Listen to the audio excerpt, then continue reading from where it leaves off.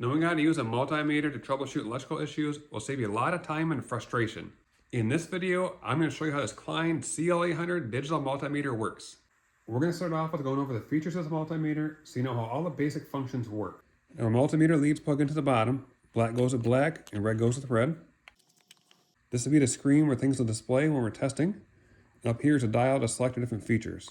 So we go from off to V, that's voltage. A is for amperage. The next one up, that's for continuity. And the other functions at the top are more advanced. Now let's go back down to V for voltage. The white writing is a default setting. So we go to V, the AC voltage is default. We're going to go to the orange one, which is DC voltage.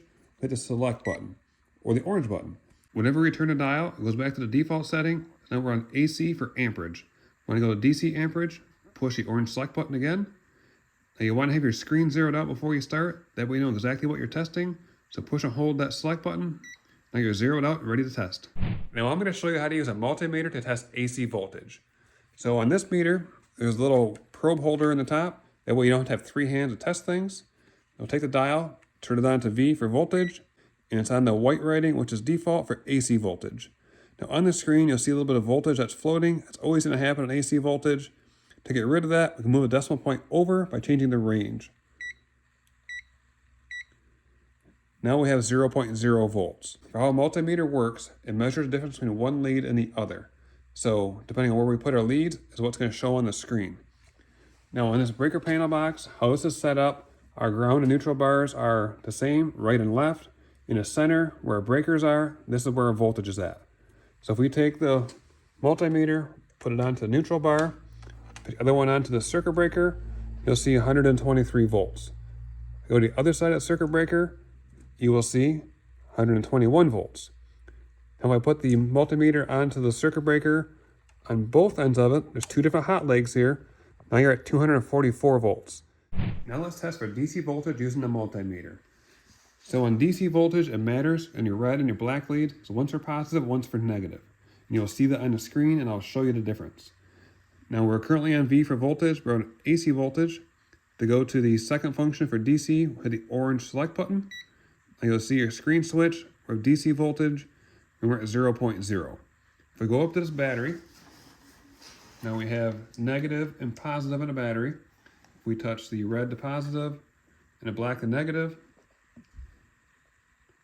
you'll see we have 12.58 volts. Now if I switch this, you're going to see the screen change. So now our black is on positive and our red is on negative, and you will see the negative symbol below the DC voltage symbol on the screen. That means your leads are backwards or you have reverse polarity. Now I'm going to show you how to use this multimeter to test for amperage. The amp lamp at the top is where amperage is tested. We do not need the leads for this. Open up the jaw, put it on the wire, and we'll see things on our screen. Let's go over the breaker panel box and test. To test for amperage, turn it to the A, and by default, it's AC voltage because that's the white part on the display. Now we open up the amp lamp, put it around the wire, and you'll see what's flowing through that wire. It's going to bounce around based on what's flowing inside the household, 11 or 13 amps on this one. Over to the red one, you'll see we're less than 1 amp. Now if I want to test for DC voltage, it works the same way, except you have to go from the AC voltage to DC voltage by hitting the orange button and zero it out. And you'll put the amp clamp around any DC voltage, you'll see what's flowing through that line.